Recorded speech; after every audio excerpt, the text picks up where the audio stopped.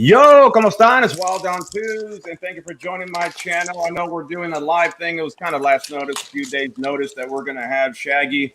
I know we're not going to call you Shaggy 1%er.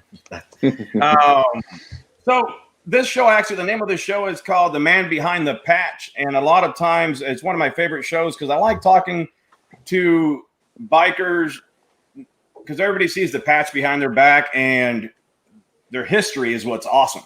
The connection between people too. And when you see clubs, one of my first ones that I did actually, we took it down to technical difficulties, we'll say. So I have someone that it was from their, let's say, a rival club that actually emailed me and told me, you know, the guy was an ex-forces, special forces, just like me, and he found a connection. If it wasn't for the connection of actually hearing the guy's background, they'll just see the colors and say, oh, that's my enemy. But then when he started getting to know him, he goes, I couldn't help but like the guy. And that's the whole thing is like, it's about the person that makes the patch, right? The patch doesn't make the person. And we always hear people about hiding behind, you know, patches and all this. It's actually the person itself. So I like bringing people on and talking about themselves because I know Shaggy has a YouTube channel. It's fairly new and is getting a lot of traction. And a lot of us are actually behind him, which is pretty neat. It's called Shaggy's Corner MC Life. And he just tells it like it is, basically. I mean, you have 21 years, I think, of in the MC set around it. Like I said, I don't know too much about you, but mostly of things I was watching and talking to some people. So that's pretty neat. And so you can introduce yourself. And like I said here, I try to stay away too much. I don't ask much about your club. That's up to you. You can say the name of the club. But then we'll start I'll start asking questions from the beginning of your life almost. You know, so you can do a little short introduction if you want. I'm Shaggy. I'm an invader here in the Midwest. I'm a very righteous fucking club, a very old school club. We have a lot of elders, like 50, 40, 50-year members, 30-year members. It's something that's rarely seen on the scene anymore. So I have a lot of really good people around me, a lot of education. I'm big into the education. I'm big into the history and the learning stuff. I've been around the lifestyle almost my entire life. There's been absences with the MC Life, but my parents didn't realize where they raised us and what was around us and what kids will notice. Yeah. But this has been probably, man, you want to talk about a nonstop, never-ending party of just not just the party side of it, but the good people that I'm surrounded by. You know, the village mentality, the ability to care for somebody so much that, I mean, it's happened over the last couple of months. You know, people reaching out, hey man, just checking on how you're doing. I mean, it's crazy across this country how this lifestyle is, and people need to know that not everything's all rainbows and gold. You know, I was just gonna say that, but it's cool when you're sitting there watching a YouTube channel of somebody you've been watching for at least 15, 16 years, and the man who's an original has said your name 4 or 5 times on his show, and the dude doesn't even live in this country. And I've been watching Dibber for a lot of years, man. Yeah. Me and my wife was watching that a little while ago, and I had goosebumps, man. That was really cool. Dibber's an awesome dude, and he is, man, what an honor that was today. Oh, I mean, same thing with me. Dibber, I didn't even I used to watch him a little bit and heard about him, and then out of nowhere, someone on my comment said, "Hey, came over here. Dibber sent us," and I was like, "Well, shit." And then I went there, and he just threw my name out, and like I said, Dibber itself, he's a straight no bullshit dude, right? Like it or hate it, I mean, no bullshit. He doesn't like getting into protocol too much because there is not a real book of protocol. Like there is not. There's not, and that's the thing. People will get argumentative about this protocol thing, and people say, and that's why I tend to talk general stuff. Because if I go around your club, like we're talking, I'll probably sound like a newbie, and I'll probably introduce myself incorrectly, and I'll be like, "Oh shit, this is not what I know." And that's how a lot of people have to take it, right? Around any club, you got to act like you got to be a sponge, and yes. you know, be seen, not heard, right? The old saying. But yeah, your club. I mean, like I know your club's been around since 1965. I think I was reading it's a righteous club, and it's great. And you're lucky. Like I said, it's never all rainbows and skittles. And sometimes people picture and something so magical about being an MC, and then when they start hanging around or prospecting, little reality check kicks in. But if you get in the right chapter, because it can be there's a club, but it's all about that chapter that you're going to be with the most. Because there's chapters that are awesome I've seen in clubs, but then the one other chapter I see is like, well, that's nothing like the rest of them. But so you can't really judge the club as a nation for one chapter itself. And there's that's thousands. That's what happens a lot. A lot of clubs are judged by the big picture, right? They see the website and they're like, oh, this explains everything. Every chapter is the same. No, it's not that way, because everybody's personalities are different.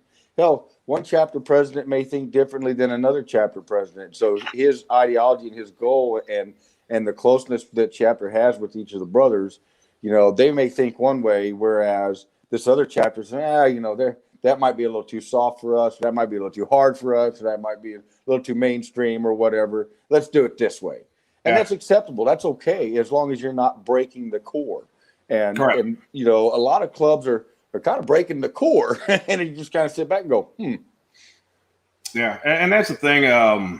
There's not saying not many clubs, because there's thousands of clubs, and it doesn't have to be a diamond club. There's so many clubs, and there's a lot of them that still follow old school traditions. Some that try to, and there's a lot of new school age stuff too. And there's some that might give bad names to the MC set. Some do great things, like you have here in San Antonio, it's called the Guardian of the Children. It's almost like Baca, but in San Antonio, and they do some awesome stuff for the kids. And so there's more type of MCs than people are aware of. But where did you grow up itself? So it's funny. I was born in Missouri, and it's my understanding, my dad used to have quite the violent side to him, I guess, and troublesome side to him. I guess that's where I get some of that rebel from. I'm sure. It was probably best that we moved, and we did. We moved to Arizona, and I grew up, believe it or not, in a very populated area in Phoenix, and it was the hood. It was Van Buren Street. Anybody who's from Phoenix or anybody who grew up around there will tell you there was one dominant club down there that we seen all the time. I was 6, 7, 8 years old down there. Okay, and I remember seeing these guys. Big, bad, burly-looking dudes, scary son of a bitches. I mean, they'd scare the goddamn pants off of you. That's how bad they were, the Dirty Dozen Motorcycle Club. And they got busted around 85 or 86. And most people who've seen that movie, Beyond the Law with Charlie Sheen, where he's an undercover sheriff, that movie was about how they busted the Dirty Dozen. And a lot of people got swept up in that bust. And some family of mine got swept up in it as well. So my parents, we talk about it all the time. It's like, I remember you ever being around them people. We weren't around them, but we've seen them. We knew a whole bunch of them. But, being kids, your parents, kids remember some of the damnedest things, and you kind of grew up with those memories, and that's kind of what happened. Well, then we left Arizona and moved to New Mexico. Well, then it went from Van Buren Street, the hood, a few other places we lived in Phoenix before moving to New Mexico to moving in an area where we were the only white kids around. And Las Cruces was very, at that time in the 80s, man, it was pretty racist against white folks because we were right on the border. We were 30 minutes from El Paso. Well, we left there and we come back to Missouri. That's when I found out what true racism was about, because 13 years old, I'm going to middle school and getting called names like Chico, and I'm a Mexican, this, that, and the other. Yet I'm full white and born here in Missouri. I'm back in St. Louis, and these guys are saying I'm Mexican because I have that Southwest accent, And I was like, well, what the fuck you guys want out of me, man? I mean, come on.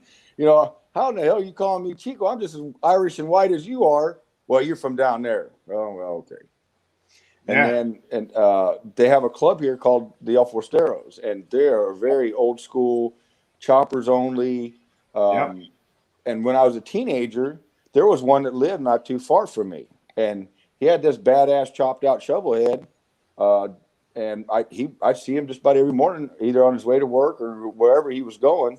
I'd be walking to school. He'd ride on by me, and next thing I know, I didn't know that that was in '93.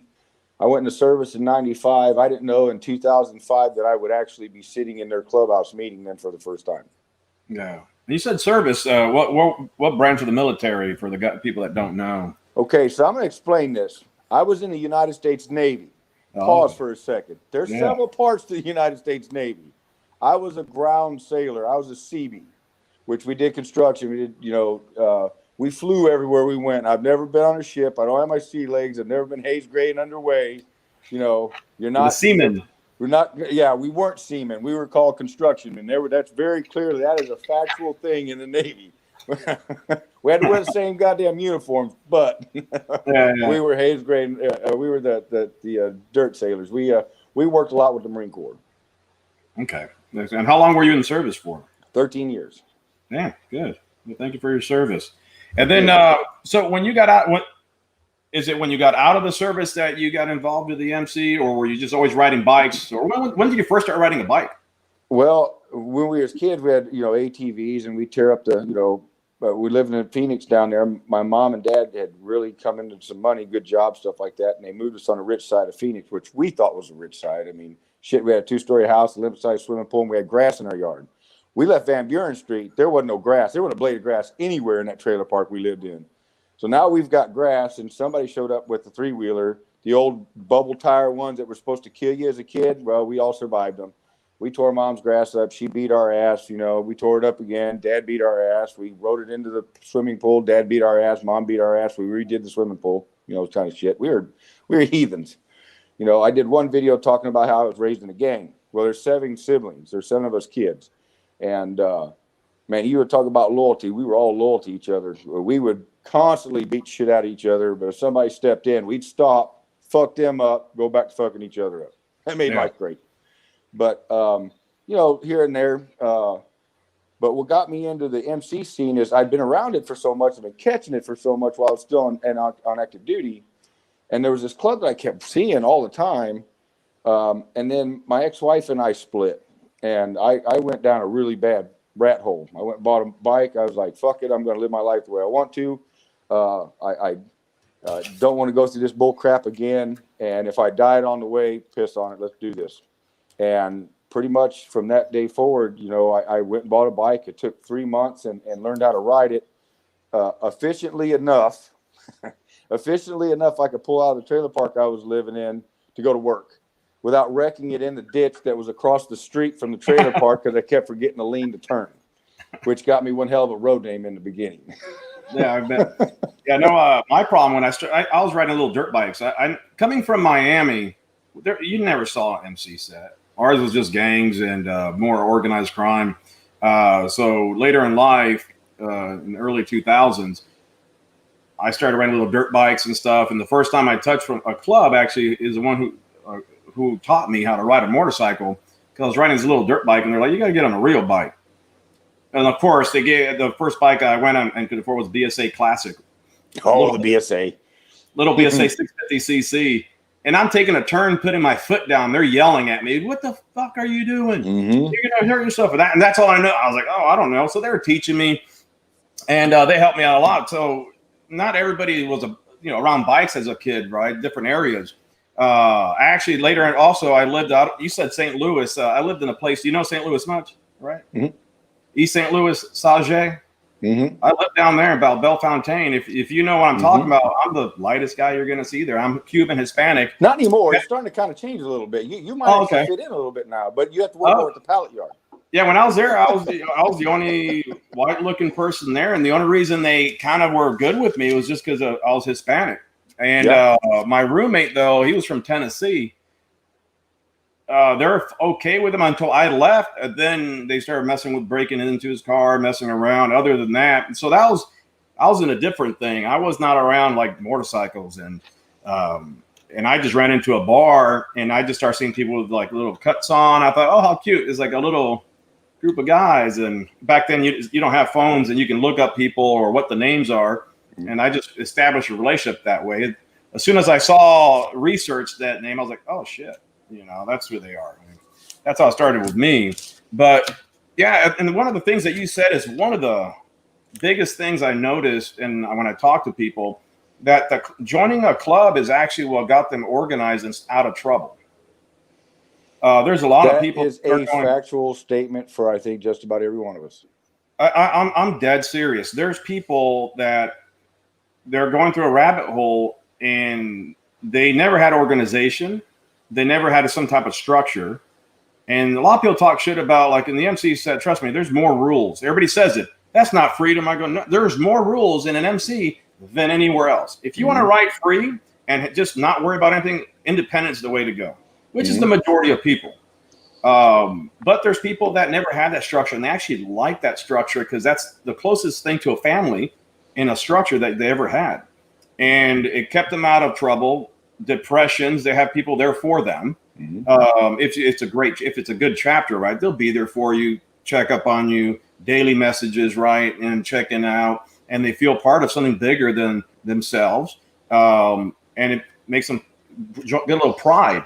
So if people don't think that, club members don't fight each other, man, family, just think of it this way. I had 3 brothers, 2 older brothers and a little brother. And, my mom and dad, when we were poor, we were poor. I mean, we didn't know we were poor. Mom and dad did, but we didn't. But 4 boys in one room.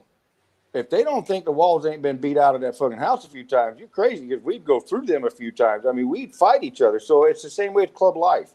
There's times where you're sitting in church or you're just pissed off at a brother because he said something to you. And next you know, you're behind a building or you're behind the clubhouse and all hell's breaking loose. You dust each other off, shake each other's hand, hug each other, go back to the bar. And if you got to discuss it further, you discuss it over a cold beer, or you get back to fucking scrapping. Shit happens. That's part of being a man. It's part of that I hate saying this term because it's not a true term, but the alpha male mentality or the predator mentality, right? The thing is you're not going to agree with everything. Everybody who really lives this life like it's supposed to be lived is very passionate about it. So when opinions are said, people just take off and say what the fuck's on their mind, and they don't care if you agree with them or not. It's their opinion, and you're going to hear it whether you want to hear it or not. But hey, it could end up in fisticuffs or it could end up in a hug fest. Who knows? You just don't. I mean, it's just the way it goes. Hey, Shaggy, I just want to give a shout out. Dibber's on the comment section, and he's saying hi, enjoying the show. So we spoke about you earlier, Dibber. You bet, Dibber. Thank you, buddy. That was cool. I finally got to see your whole show. That was outstanding. Yeah, no, we're talking great about you. And like I said, in this creator section, right, YouTube, and people get freaked out when they see, there's this biker on YouTube. He's not a real biker. They don't wear, they're on YouTube, social media. The way society is now, things have changed. There's people out there on the internet. Dibber's been around for a long fucking time. I've been watching him. He talked about that first. He's a legacy creator. I remember when he was on the first one. That's how long I've been following him. Yeah, he's been around a long time, and he's seen all the changes on YouTube. When how he wasn't a gray bear, we'll say this. And what he talks about is so true. I mean, you got people asking us questions all the fucking time. Literally, I get emails all the time and messages. Hey, Hollywood said this. Should I do this? Or Dibber said this, or someone BD. I'm like, I try to stay general. I said, look, this is my opinion, but I wouldn't go by anyone's word. Go up to the people itself. Go to the club. One of the questions also I got, and I don't know if they're going to be on here listening, is people always want to start a riding club, and then people tell them, no, you go talk to the big club in town. Or some people are like, well, you're a riding club. It's, there's a respect thing maybe to tell them, hey, we're here. We're not going to listen to what you say maybe, but, we're all grown men. But as long as you put your best step forward, like I said, because I'm the wrong guy to ask, because I'm one of those guys that I don't ask permission. I'll cordially tell you, hey, going to be in the area, A, B, C, D. But it's not like asking permission, right? It depends on your background. It all depends on what you're willing to stand up for. Well, and it also is a protocol thing too. Like, I get asked all the time, well, if I'm coming to your area, do I have to have, permission? I said, wait a minute. Okay. I know protocol is a regional thing. It's a state by state thing, and it's a club by club thing. You know, it's never the same. I was fortunate enough that when I was in Armed Forces MC, I was stationed in different places, so I got to be in different parts of the country while I was in the club and got to learn different areas. But you know, I'll tell you, here's how I learned that protocol is different. So while I was in Armed Forces, I was young when I joined that club, and I'd been a patch for about a year and a half, and I transferred to Virginia Beach. And the closest chapter was the mother chapter for Armed Forces, which is in Jacksonville, North Carolina. And so I had to go 212 miles one way to go to church, which was great. I mean, that's a pretty road to 17 down to Jacksonville, North Carolina is a gorgeous ride. But when I went from Mississippi, which is run by Red and Gold, you know, it was a different era, different time. People were like, you do this. It was very Nordic, very fucking strong armed, right? 3 guys run that entire straits. And that took power back then, right? Well, then I get up there and it's kind of the same concept. But as things started changing, that whole power base as Armed Forces was growing, because when I joined the club, there was only 7 chapters and the club was only 14 years old. So, when I left Virginia Beach, went back to Mississippi, Hurricane Katrina happened, and we moved back to where I'm from here in St. Louis. I met the El Fostero Motorcycle Club, and they had a concept that I'd never heard of before. Like when I went and sat down with these guys, you know, first it was, you know, no national clubs, and there's why we don't like national clubs. And I mean, their shit was wired tight. They knew exactly what they were going to say, how they were going to say it. It wasn't like it was fake or anything, because these guys had deep conviction about this stuff. You know, you need to prove you're part of the community. You need to prove you're not going to be a problem for the community. You need to be, you know, supporting the community, like going to all these clubhouses, doing all this other stuff. Whereas before, as the club was growing, we were growing in places where we already had, you know, dealt with certain clubs. Like, you know, we had several chapters and you know, Charlie's area, and certain chapters in the Pagans area, or certain chapters in the Warlocks or the Banditos. Like, we had already built a relationship with these clubs. So when we grow another chapter, we would sit down with them and do all the protocol stuff. But they're like, hey, you know, stay out of our hair, keep doing like you're doing, good to go. When we crossed, you know, the Mississippi River and came into St. Louis, it was a whole new set of protocols. Like, I'd never been told before, hey, you need to prove and earn your right to be here. Well, of course, those are good things for me, because that's what I believe in. That's what the club believed in. You know, we were earning every, you know, inch that we were walking, right? And when I sat down with those guys for the first time, and I'm hearing all of this shit, I'd never heard it before. So I'm like, I don't know if I'm being bullied here or if these guys are going to beat me up. I mean, that was a pretty fucking scary meeting. You know, we walked out of that meeting, me and the guy I was with were checking each other for stab wounds and bullet holes. And them guys didn't harm us in any way, but we were scared to death. You know, we were young kids. I was 28 years old, you know. So we left there, and I start calling National. I'm like, hey, man, this is what they said. This is what's going on, blah, blah, blah, blah, blah, you know. And they're like, well, you know, we knew that eventually we would cross into an area where things would be different. It's not the East Coast. It's not the Southeast. And that is basically what we did. We had East Coast, Southeast, a chapter in California and Hawaii, and then a big gap in the center of the country. So moving around like I got to learn all these different protocols, which helped me later in life with what I'm doing now. Yeah, I mean, and that's the thing, right? I mean, there's just no one, at the end of the day, a lot of people don't want to go to jail, don't want to die.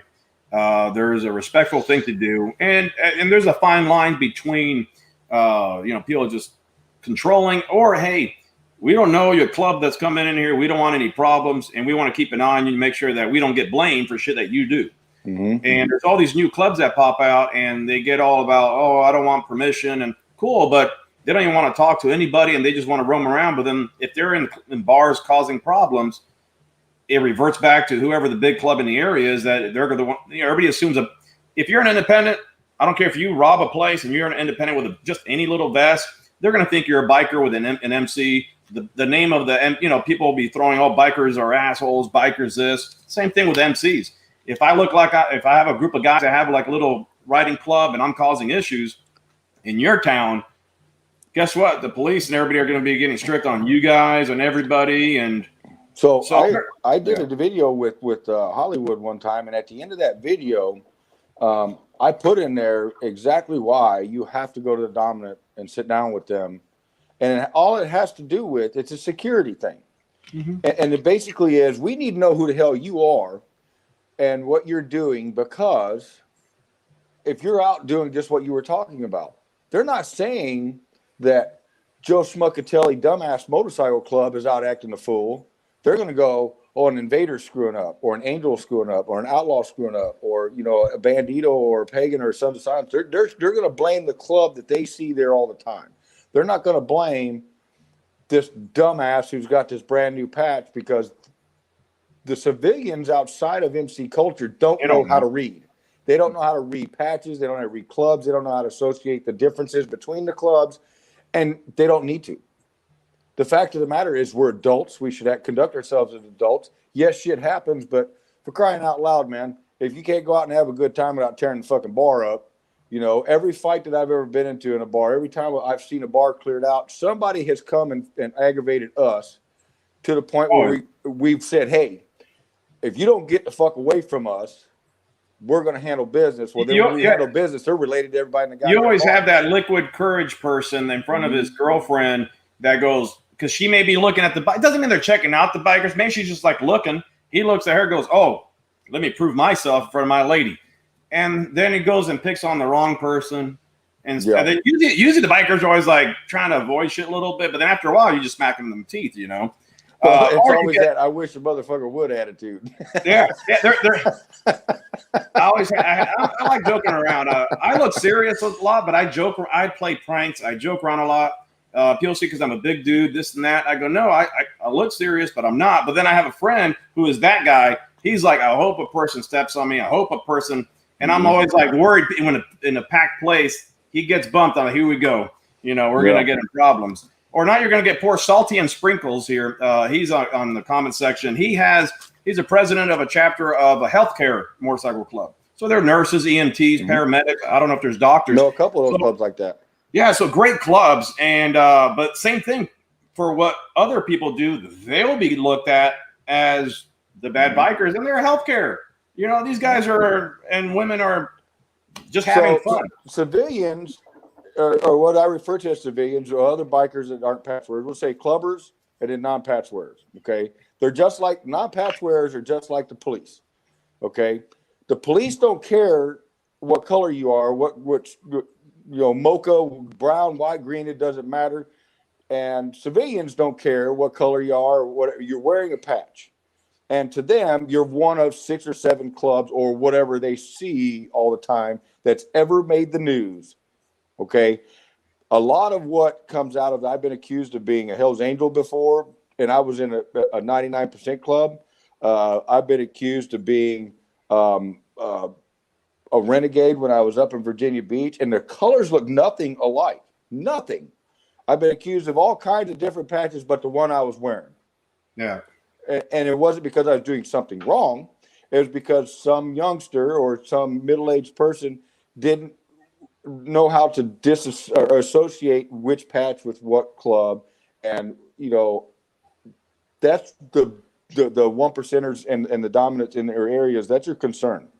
They don't want to be, you know, out there having to play the patch police, as everybody calls it. I don't call it patch policing. I call it, you know, mud checking somebody. That's the way I grew up.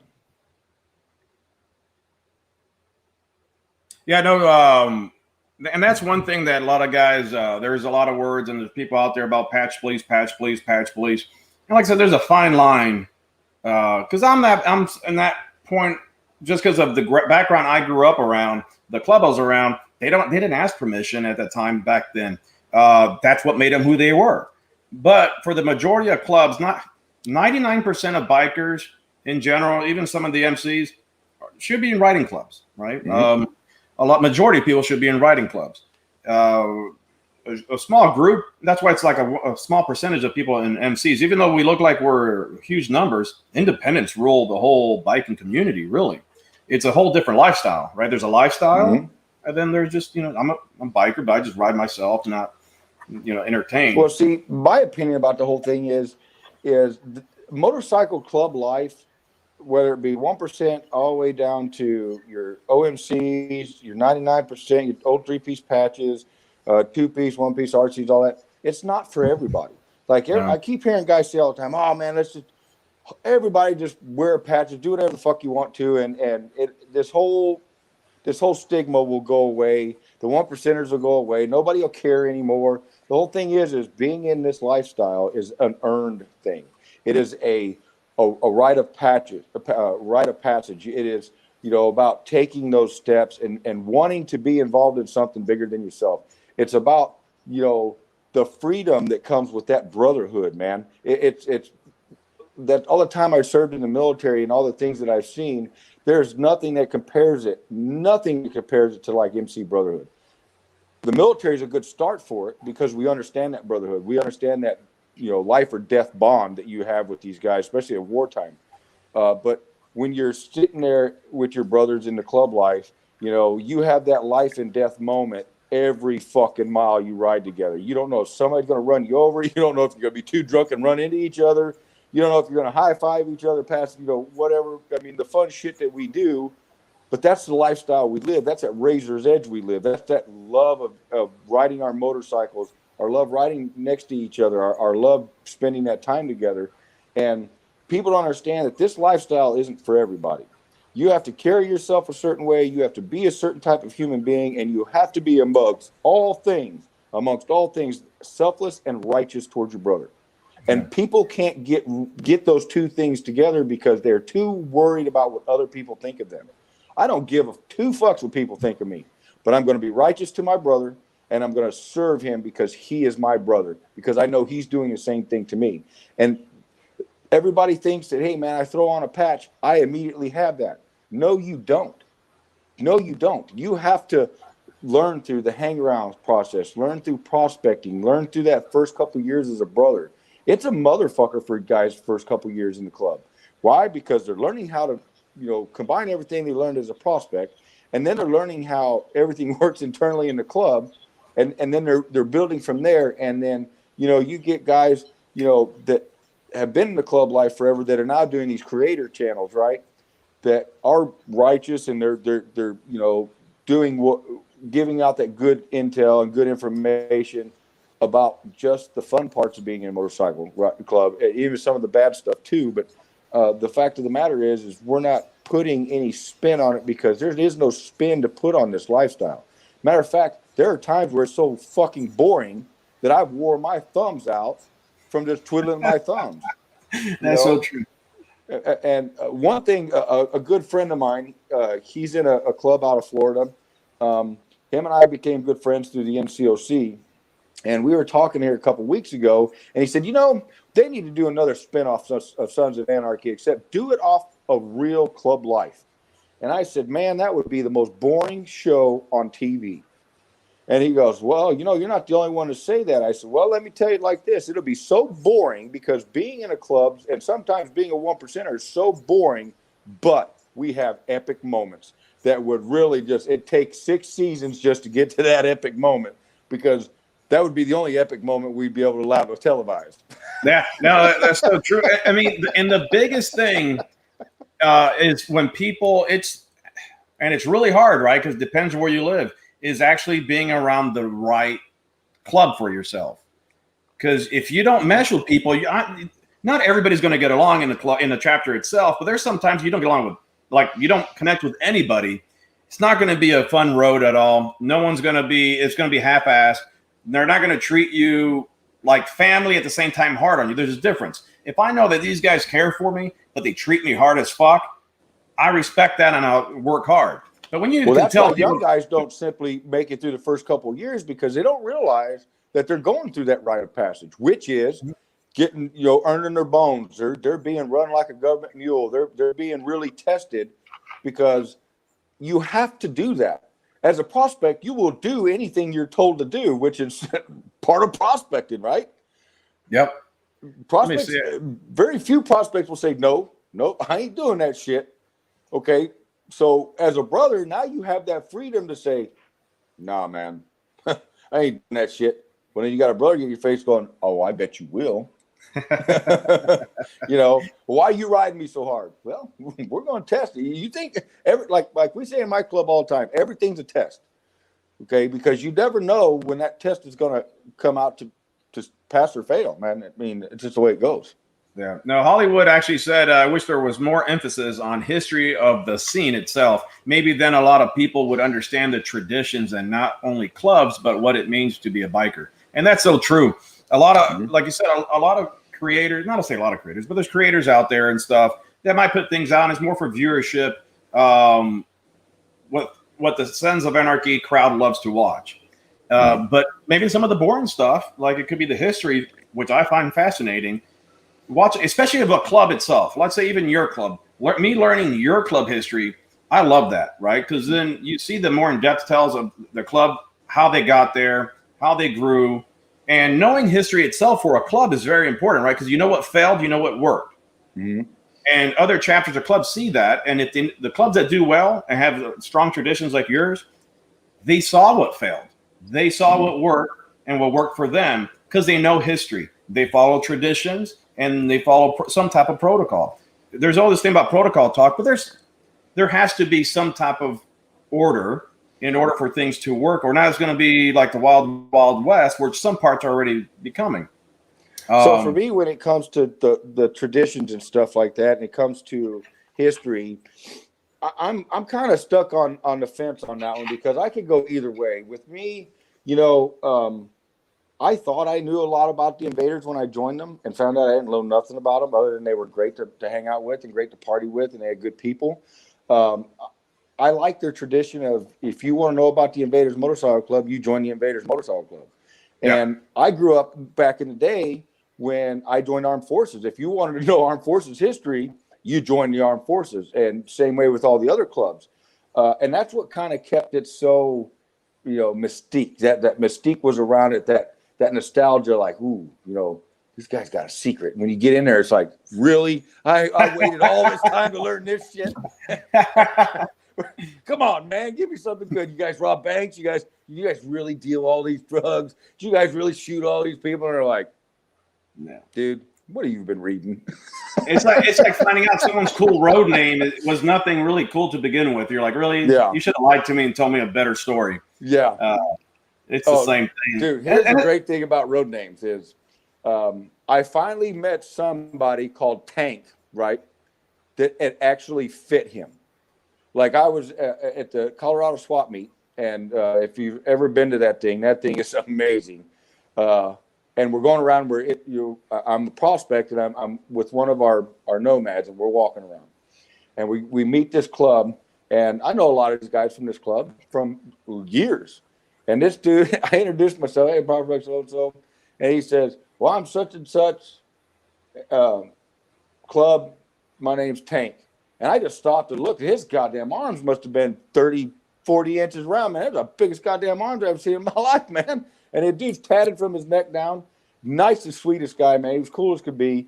And I just looked at him and was like, they finally named somebody right. I was expecting like Tiny or Midget or, you know, some stupid shit like that. Hey, right on. Yeah, I met a guy named Diesel. Same thing. He was behind me. They say, hey, Carl, you know, this is Diesel behind you. Turn around. It's a big motherfucker, man. He looked like an offensive lineman. I was like, he looks like a Diesel, man. He took his name. And then you have the guys, like you said, they have the road names, and I mean, like I said, I like the road names that are not trying to be cool, and it's not trying to be – it's something that happened that is like kind of embarrassing but funny, and it became stuck to them. I like those road names. All right, here's one for you, how I got mine. So I was in the military as a Navy instructor, and man, that was the best job. If the Navy would have let me teach the rest of my career, I'd have did 20 years easy. So our S3, which is our training officer, she looked like Thelma from Scooby-Doo. I am not shitting you. She was short, had the bob haircut, glasses, except she had this birthmark on her face. And so we're out in the field, and we've got this battalion out there, and the gunny I worked for, he had his crew of aggressors. It's like 2 or 3 o'clock in the morning, and we're going to hit the battalion. We're going to take some aggressors out there. We're going to blow some shit up. We're going to have a good time. So I look at Gunny and I said, "You got the S3?" He said, "No, man, you got the S3. You're the junior guy."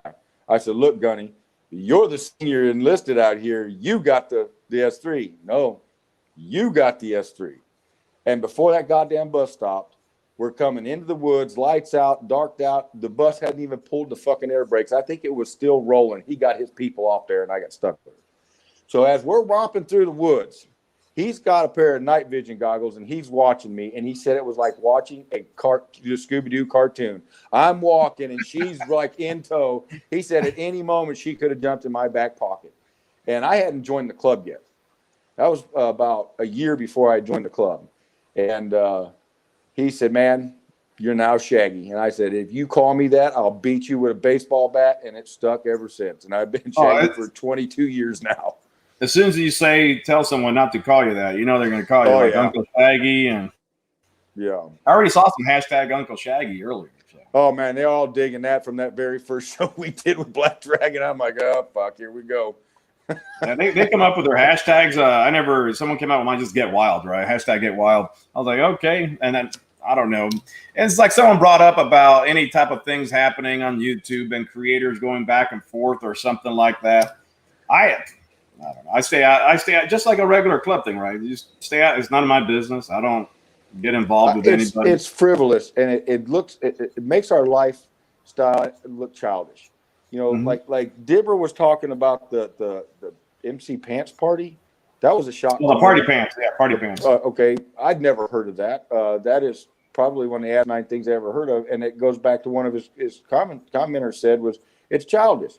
You know, typically 1%ers and clubbers are not childish. They're very, very much responsible people. Yeah, they're a bunch of heathens from time to time. That's what makes this lifestyle fun. But we don't go out of our way to cause problems. You know, it takes away from the fun, man. We're too busy having fun that we don't want to do all this other bullshit that they think we do. You know, leave us alone. Let us be. You know, you take away from the good times. And the funny thing, I'm like one of the few people, not few, that actually saw 2 clubs do the damn party pants. And when I saw it, I was like, that's fucking stupid. You know, that was my first reaction. I saw it in person. Really? I saw it in person. And with that chapter of that club, I can see it. Because they're not, it has a different mentality. It's not like biker mentality. It was more a street mentality. And so I can see it. But I saw it, and I was like, I thought it was just bought, and I thought it was kind of funny. And then they said, no, if you look closer, you see the patches. And I was like, well, fuck. And then I learned what the whole thing was about. I was like, that's stupid, you know. It was just a way of them being childish, too. It's almost like little kids poking at each other on purpose to say, what are you going to do? You know, look what I'm doing. But that's not, you know, like I said, it's none of my business. It had nothing to do with me or any club I was part of. And any 1% club that I've been around across this country, I've never seen that in 21 years. Matter of fact, I have seen them hang upside down in clubhouses, and usually those clubs that had that happen to them, that was considered back then, that was the ultimate, you know, punishment for you screwing up, right? Oh yeah. But eventually, over time, if the club wasn't disbanded, you could work on making talks and sitting down and shit like that. But you had to earn it. I mean, if you got your shit yanked and put upside down in a clubhouse, 9 times out of 10, it wasn't coming out of that clubhouse. Yeah, majority of times it won't come out. Like some people might bring it back to the other person's, you know, or have them come pick it up, like the walk of shame type of thing. They'll have a talk, but and that's my thing is there's so many clubs out there and so many personalities, and people don't last more than 5 years in the club. That's right. They don't. So the ones that you say that will probably past 5 years, those are the ones that are not the childish ones. Majority of them to last that long. Like I said, it's not easy. And I did 18 and a half years in armed forces. Yeah. And, you know, I won't get into why I left. It's a long, drawn-out story, and it took a lot. And what I do tell people is I came to the end of my road.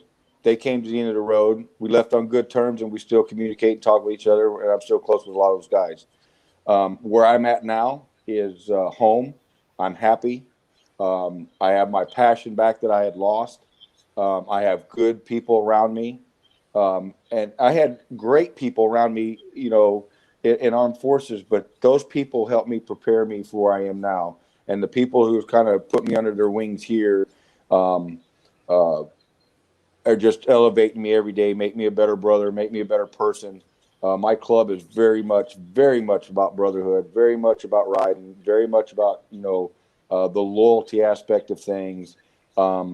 And these guys, man, are men of their word, and they're some of the hardest yet greatest men that I've ever been around. And the fact that I can sit down with 40 and 50-year members and 30-year members, man, that's like being in Hollywood around a bunch of famous folks. Those guys that lived the lifestyle in the '60s and '70s, all through the '80s, did prison time. I mean, those guys we talk about on our channels all the time that we're on their coattails. Our responsibility is to take the club from them and move it forward in the direction that they wanted it. Yeah, Hollywood asked Shaggy if there's any, because the NCOM, obviously, any firefighter paramedic clubs involved with that with you? With our club, with our COC, I don't think there is. We just started. I honestly, this year is the first year that I've actually run into some of the firefighter clubs. There's one that comes from Illinois over all the time, but I think they're part of the Illinois COC. I don't know of any other than this year with some of the pop-up clubs that have been coming out everywhere. Right offhand, no. Yeah, because the guy I told you, Salty and Sprinkles, actually has a YouTube channel called Salty and Sprinkles, and they do cool little adventurous stuff right around. They have their YouTube channel, so if anyone wants to check them out, I don't know if he's still on here to see if anything about involvement with the COC or not. Now I know on income level, there's a lot of them that are. There are income, yeah, COC depending on your area. Because usually in my area, the COC I haven't seen any. But I'm in a different area, and I think he's down in Houston area, Houston, Texas, and of course, Texas. I know with firefighter clubs, some of them are kind of treated like law enforcement clubs because some firefighters do have arresting authority, and some people don't know that. So, for me, I'm a firm believer in the Blue Knights and the Red Knights. They are who they are, and I respect that because they make it clear and they stay out of pretty much the clubbers' way, and they don't get involved in all that shit, and they show us the same respect we show them, which is cool.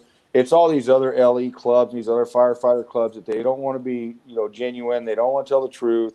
They always want to start off like, I'll run into a club and I get in trouble for this all the time. My club keeps telling me, cut it out, Shaggy, but I can't help it. I'll challenge a cop club just as quick as I'll challenge a fucking religious club. But I'll go up to them and I'll be like, hey, who are you or whatever? And they all want to start with, well, we have military. And then, of course, a lot of people know that I came from a pretty big military club.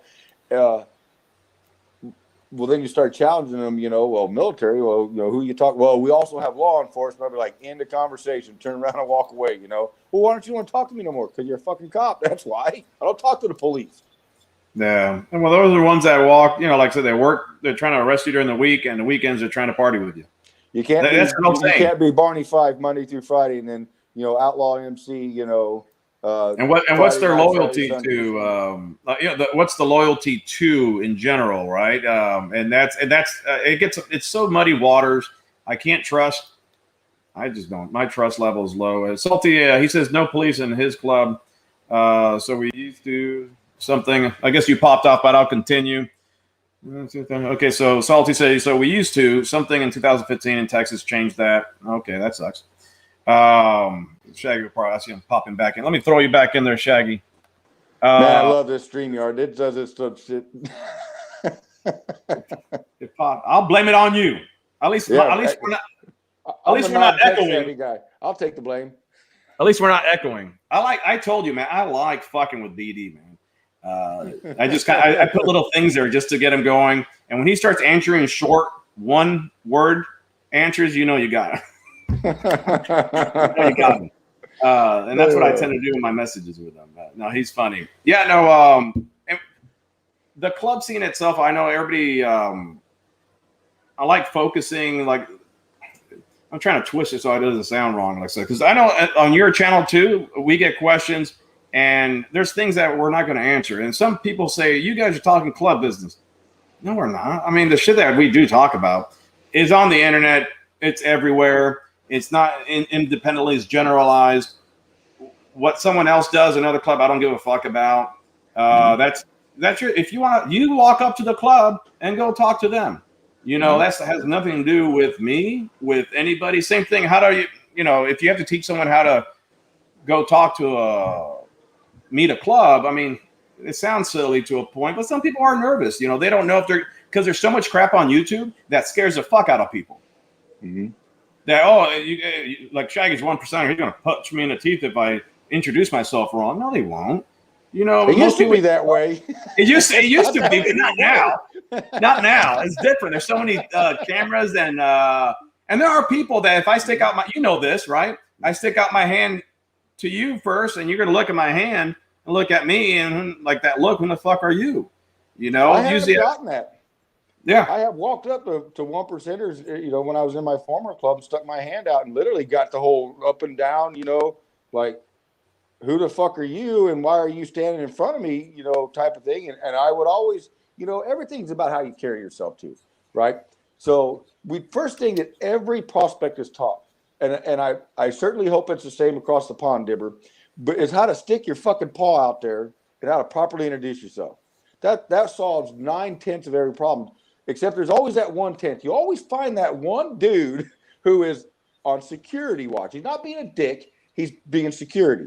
It took me a long time to learn this. It actually took me becoming a 1%er to learn this, because in your lesser clubs, and you don't have that element you have to worry about, right? You don't have to worry about that other club jumping you or whatever. So the guy that you see walking around with sunglasses on, his cuts buttoned up, and he's got gloves on his hands, he's not the guy you want to go up and shake his hand. He is in charge of security, or he's part of that security element, right? So, you know, when I would used to meet those guys, I'd walk away thinking, well, fuck, man, why is it that I always run into the asshole? I mean, did I got it written all over my face? If you're an asshole, I want to meet you. It seemed like I was always meeting those guys. Well, again, that's club by club. It's not every club's that way, but all the clubs that I've run into, that's the mentality. So sticking your hand out to somebody and showing that initial respect doesn't make you a lesser person just because they're 1% or you're not, or even I've seen 1%ers get up and do it. You know, this is a two-way street, right? Depends on the kind of man you are inside. I'm not holier than thou than anybody. I'm not better than anybody else. I don't conduct myself or carry myself that way. I'll stick my hand out to a t-shirt club just as quick as he'll stick his hand out to me. You know, I'm no better than anybody else, man. And I don't carry myself that way. My brothers don't carry themselves that way. But, you know, we have earned where we're at. We have went through the processes, and we challenge each other every single day if we can to continue that, because it's all about building growth. It's all about making the brotherhood stronger. It's all about, you know, those things that bind us together. And the first thing you do, 1%ers are not approachable. You just have to be a man, be a stand-up person, stand your ground, you know, be confident, not cocky, and be respectful. And man, you'll have more fun than you've ever had in your entire life if you do it right. And I tell people, you know, I like being persistent, right? I mean, there's people that I introduce myself to and they give me that fuck off look. Maybe 30 minutes later or the next day, I'll pop up, not disrespectfully, but there's some people that like to see that if, okay, it was that easily to walk away from me, then fuck them. Sometimes they're like, oh, you know, they might like that little persistence. I've been to some clubhouses of one particular of a big club that is people are afraid of, and I've been treating it nicer than any other club I've been around. And even the state boss and introducing me, giving me drinks, and I'm like, there's a catch somewhere. and they don't have to act scary to be, there's a respect and there's people that are feared of people, right? And they wanted more respect, and I'll give them the respect, but they treated me like I was known them for years, and not everybody's going to be a dick. And there will be the ones that are dicks, but that's part of the lifestyle, part of the people you're going to meet. And there's some people that put on that facade, right? There's people that wear their stuff and they act like it, but they're not really about it. And you just have to make sure that if you get turned off, if you get turned off, don't get turned off by the wrong people. Yeah, and you have to have that element, believe it or not. You have to have that guy that is the unapproachable one and the kind of fringe, because if you don't, if everybody just says, "Hey, come in," oh, we're here to have a good time, because bikers, clubbers, 1%ers, we're sociable people, man. You get us in a group of all of us together, you can't hear yourself think, it's so loud in these places, because everybody, all the conversations that's going on, believe it or not, all the laughter, there's more laughter. I mean, I've had to walk away from brothers because my stomach hurts so goddamn bad. We're laughing so hard, but if you have everybody saying, "Oh, come in," it just opens up that cesspool of everybody so friendly. And a lot of people in this world will take your act of kindness as a weakness, and that is the one thing that none of us will allow, because we're not going to be stomped on, trampled on. You're not going to push us around. I don't mind that brother who's a dick, because usually he's a dick in real life too. The guys that I'm around, who you see and what you get is exactly what you get. You're not going to get nothing fake from these guys. Well, those are the better assholes. Oh yeah, man. Those are I tell people there's a couple of type of assholes. Sure. No, it's like there's a couple type of assholes, right? Like, go ahead. No, go ahead. You have a delay, so we keep going over. No, I was gonna say there's a couple types of assholes. The ones I hate the most are the ones that act nice, but they're fucking assholes. If you're a real asshole, just be an asshole to me. Don't be all like two-sided or two-faced. Those are the assholes I hate the most. But if you're, just be who you are, right? If you're that person, be that person. But don't. If you're a person that's a nice guy, you can be kind of serious, but don't act like you're a tough guy. If you're the Joker, be the Joker. Just be who. I tell people, be who you are. If you wear tight jeans for some reason, don't wear baggy pants and and act like yeah, you're walking around. They're and act like thong. Yeah, and then they don't look comfortable walking with baggy pants, man. If you want to wear whatever you want to wear, that be who you are. If your club accepts who you are, this because they accept, they like you, and they'll make fun of you, but it's part of who you are. So I was going to say, Deborah's laughing. We got, no, that's the thing, right? I mean, I don't give a fuck what I wear. What I do, what I wear, what people think. I don't care if I wear pink or something. I don't. My real brothers and people that know me, or the what is it? The lime bikinis and stuff for modeling for Black Dragon, banana hammock. Hammock. I'm gonna get my ass kicked by him, but I want to sit on his bike with a banana hammock and get my ass knocked out. Can you imagine? I would love to be. I told him I was going to go up there. I'm going to videotape. This is what not. See right now, Black Dragon, man, he's trying to get in shape. I hope he watches this, because I always told him I'm going to go there and body slam his ass, and because back in the day, that guy was in martial arts, all this stuff, and now he's getting old, man. He's getting old, and I can use his arthritis against him. But it's. I mean, I was trying to keep this in arthritis against me. Exactly. And the problem when you get older, man, your brain thinks that you can do something, and you're at a bar, and I got some friends that are older, and they were fuckers, but I'm like, dude, you can probably have one or two good punches. After that, they're not going to be much of help for me at a bar. Hey, I got a 30-second rule, man. I'm a smoker. I don't drink like I used to, but I got about 30 seconds. I'm kicking somebody's ass in that 30 seconds, or after that 30 seconds is over, I'm just going to lay on the ground, and you can beat on me all you want to. Just roll me over just to kind of make the punches even, because you're going to get the best 30 seconds of your life, and then I'm fucking winded. I'm done. It's break time. Beer, cigarette. Let me get about 30 minutes. Let's go again. Yeah, I've been in some little fight. And I've been on some little fights there that the people, everybody's did, and then it becomes pretty funny, and then they're both holding each other, and they're both actually talking to each other, like, hey, like in a big brawl, they're actually holding each other, like, let's just keep doing let everybody else fight because we're done. I've seen that before. About how many wrestling clubs actually do that big, like, the Laughlin thing that happened, and the deal out there, with these big brawls between the two clubs that really hate each other. You got 3, 4, 5 old guys just leaning on each other from each club going, all right, these young guys are fucking each other up, but we got to figure out a way to make it out of here. That'd be great. No, guaranteed, man. I saw the same thing. I had this guy, he's a big motherfucker, man, and he was up against another big guy, but they're in the corner doing this whole grappling, and the whole time he was like, no, we were telling each other, hey, you hit me good, I hit you good. That's it. They're tired. Their heart was pounding. They couldn't breathe. And they were holding each other up. They were holding each other up. If they let go of one of them, he said, yeah. So it was pretty fun. We reached about the hour. I want to see if there's anybody there that has questions. Trust me, we can probably talk for a long time. I just try to keep it for an hour. And we could always, like I said, invite you again to the show, go on your show. You and I mean, we just started talking, and I forgot that we were going to start.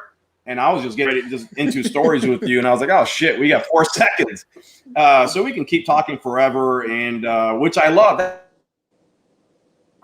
There's no script. I don't have any paper. Literally, I'm here in my gym, no papers. I don't write notes. I play with a pen because I think I might write a note, and I never do. And that's more for the comment section. That's real recognizing real. You don't need a script. You don't need to write shit down. I mean, we live this lifestyle. This is what we do. This is all we know. I couldn't figure out the corporate world. I couldn't tell you about the corporate world, but I could tell you about this life, and I could tell you the life that I've lived. And man, it's not always been wonderful, but it has been more wonderful than it's been not wonderful. Well, and that's the thing, guys like you that actually have long history in the MC culture. Dibber has a freaking lineage, like huge history in the culture. Loves hearing and talking to. I mean, you guys are seeing so much and have so much wisdom, because there's a difference between wisdom and experience, right? Experience is from your mistakes. Wisdom is learning from your mistakes, which is experience. And if I can pick up your wisdom, I won't make that mistake. And it's just learning. I mean, it's just cool to see someone's history, someone's background that normally we probably wouldn't meet each other or bat an eye. Some people may mix if they're at a bar, but then when you start talking to them, I mean, you can talk all night, get a drink. That's the cool thing about the culture. Some clubs, some cultures, some people do get jealous about what someone does for work or how much money they make. But ultimately, I like the club. Majority of the clubs, you walk in, I don't care if you don't have a job, if you're in medical, a doctor, they don't see that. They look at you and they just don't judge. Majority of times they accept you for who you are. And it's not every club and it's not every chapter, but a lot of places I've been to, they don't really judge if you don't have a job or if you do have a job.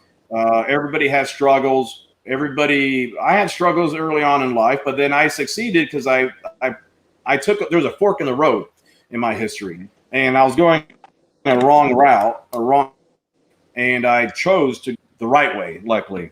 So everybody has a different thing. So like Dibber says, wisdom comes from one's mistakes and using one's ears. And it's so true.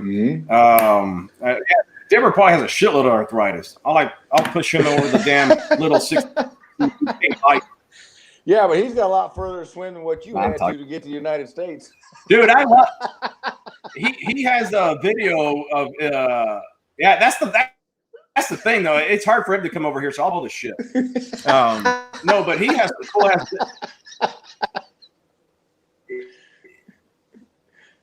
Hey, Dibber, you see how wide I am? I'm like that in person, man. Careful. The camera adds 10 pounds. Don't take that shit. Yeah, exactly. No, it doesn't.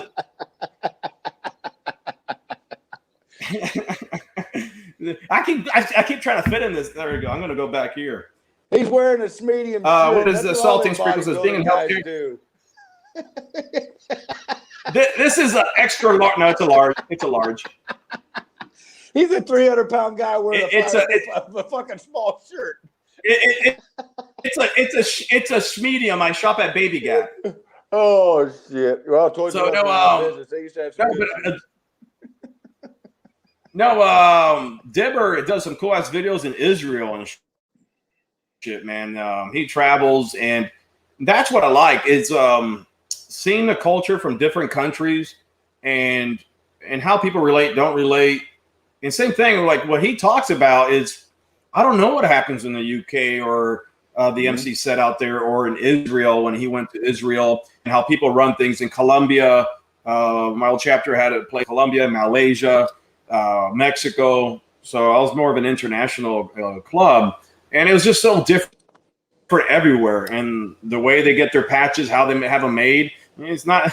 It's kind of made in little back rooms and garages, some of them, because they can't afford a big printing place or something like that. So let me see. Yeah, see, Salty's a huge fan of Baby Gap. Damn right. Baby Gap. Oh man! So I got to stretch my shirt out. I'm all sweating here. I turn off the AC in my place. So. No, but if anyone else has a question or so, like I said, we can keep talking and fuck around and joke around. This is what I love about it. It's laughing, joking. Not always has to be serious. And that's how it is a lot of times in person, man. When you go drinking with somebody, I mean, that's the way I have this conversation with you. Well, just like if I was in front of you joking around. Let me see if anyone else says anything else. Being a healthcare EMS, big pulse writing with the guy that can save your life. Yeah, that's so true, Salty. Remember, I can save lives. I can take them away too. When you got guys in your club. Dipper says the club EMT stuff. And that's huge. I'm a huge proponent of everybody should be some type of training for traumas, trauma kits in the bags. I'm a big proponent about teaching because shit. I mean, when you're in a big pack going side by side, shit's gonna happen. I mean, and one little safety little kit's not gonna do much in general. So I'm a big proponent. I think every club should have some type of training for some people in that club to, like, in the chapter itself to be trained for, CPR, traumas, and not just a first aid kit, real trauma kits. So Dipper says the clubs in Israel are old school with their own twist on things. I bet they are. And that's what I like to learn is I'm a big history guy, or just see how other people do stuff. So, all right, guys, one more for a question or so. Shaggy, thank you so much. I know you're a busy dude probably sometimes. People don't understand that people's lives are so busy, and we carve out some time, and we don't make money off of this. I mean, some people do because they that's what they do. They promote sales. I don't promote any sales. It'd be nice if it helps pay for any. This shit ain't cheap. The StreamYard stuff, you pay monthly subscriptions. The editing stuff, the microphones, it's not cheap shit. The GoPro's expensive as hell, man. The first time I bought one, I thought I was getting like robbed or something. $400, fuck that, man. I'll use my cell phone. But I like motovlogging. Most of my things are all motovlogging. I don't write a script. Sometimes I have good memory. I can memorize short-term memory. I can memorize something I read. If someone wrote an article, I can memorize almost the article and spit it out for the next couple of days. I just like writing and talking. I feel comfortable on the bike. I don't do too many lives. I like lives. I just don't do too many of them. But you have guys like yourself and everybody that sits in front of the cameras and talks to everybody face by face. No background, flashy nice explosions or something. Flashy shit. And I mean, like I said, it's to all themselves. If that's what they do, cool. Be good at it. It's not my thing. I do a little flashy, but not too much flashy. They should. Dipper said they should be wearing a mask when selling you a GoPro. Oh shit.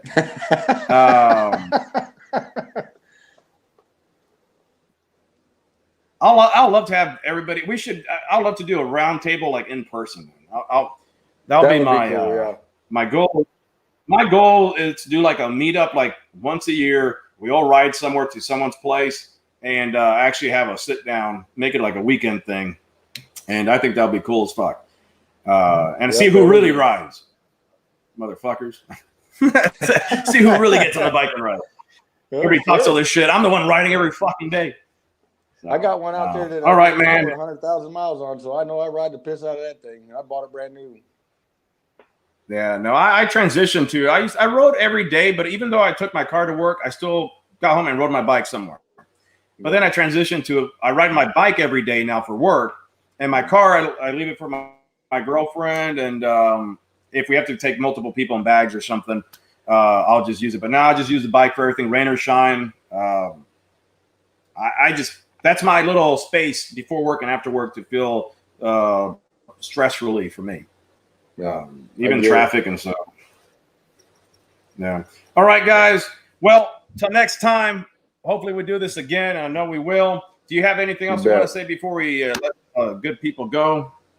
Hey, you guys take care of yourself. Thanks for all you guys are doing to promote my show and promoting all these other people's shows. Don't be afraid to be you, man. It's cool seeing what you do. I didn't say too much, but it's Shaggy's Corner MC Life is his YouTube channel. So, yeah, so guys, go subscribe. It's my opinions. It's fun. It's just as straight as going to be. Like I said, there are a lot of guys. Like I said, I like a lot of guys picked you up and promoting you, endorsing you, because that's what we got to do as a community. The whole thing is to the shitty talk about our lifestyle anymore. I'm not going to tolerate the negativity, because this life has more positivity than negativity, and I'm tired of it. And you know, that whole concept is not about, hey, do it my way. It's about, hey, this is how we did this to have fun. This is why we do this to have fun. This is the kind of person you got to be to have fun. You know, get your politics and your bullshit out of it. Nobody wants to hear it anyway. Yeah, and that's why, like I said, could any of you and I can probably grow our big time if we put a bunch of talked about these stories, made up stories, but I don't. As you notice, none of my videos, I've never thrown a club name out. I don't put a thumbnail with other club colors on there. I don't. That's not me. I really don't. And if I do start talking about it, like to you, often normally I'll start off right numbers and colors. Then eventually, when we get comfortable with each other, maybe throw some names out or something like that. But that's just who I am. So. Dibber said, hey, Wild, pass my Facebook link over to Shaggy. Yeah, I'll send you Dibber's Facebook to you, Shaggy, and you can get on there. And one day we got to get Dibber onto the round table, but he will get on there if we I would love on there. He said in his video, I think you watched it, about like traveling, meeting, you know, in different countries, type of club stuff. I'll like him for that. That'll be awesome with his experience, because I don't have that experience traveling to different countries and seeing how things go. So, all right, guys, next time, much love, respect. Take care, guys. Peace. Take care, Wild. Take care, my man.